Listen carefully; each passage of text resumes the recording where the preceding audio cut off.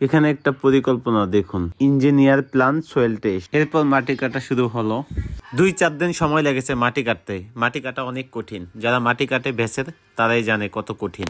এরপরে শল সুতা দিয়ে মিস্ত্রি ভেজ বসান শুরু করে দিয়েছে। ভেজ ঢালাই দিয়ে শর্ট কলম ধারা করানো হয়েছে। এভাবে রাত দিন কাজ করে শর্ট কলম গুলো সবগুলো উঠিয়ে ফেলেছে। শর্ট কলম হওয়ার পরে ভিটি বালু ফালানো হয়েছে। এরপরে গ্রেড বিমের জন্য জালি রড দিয়ে বাঁধানো হয়েছে। এরপর 11 ফিট কলম দাঁড়া করা হয়েছে। তারপরে ঢালাইয়ের জন্য প্রস্তুত নিচ্ছে মিস্ত্রিরা। এভাবে এক এক করে কলমগুলো ঢালাই করা দেওয়া হলো। চতুর্থ সাইডে ইট লাগিয়ে বালু ফালানোর ব্যবস্থা করেছে। ফ্লোরে বালু ফালানো হচ্ছে। সুন্দরভাবে চতুর্থ সাইডটা দেখিয়ে নিলাম। ভালোভাবে পানি দিয়ে ফ্লোরটা শক্ত করে তারপরে ফ্লোর ঢালাই দিবেন। চতুর্থ সাইডে একটু পরিবেশটা দেখিয়ে নিলাম। ছাদ ঢালাইয়ের জন্য কাঠ বাঁশ লাগানো হয়েছে। ছাদের সিট বিছিয়ে রড ফালানোর জন্য প্রস্তুতি নিচ্ছে। এবার শুরু হয়ে গেছে ছাদে রড বিছানো। উড়কি ধুরকি ঢালাই শুরু হয়ে গেছে।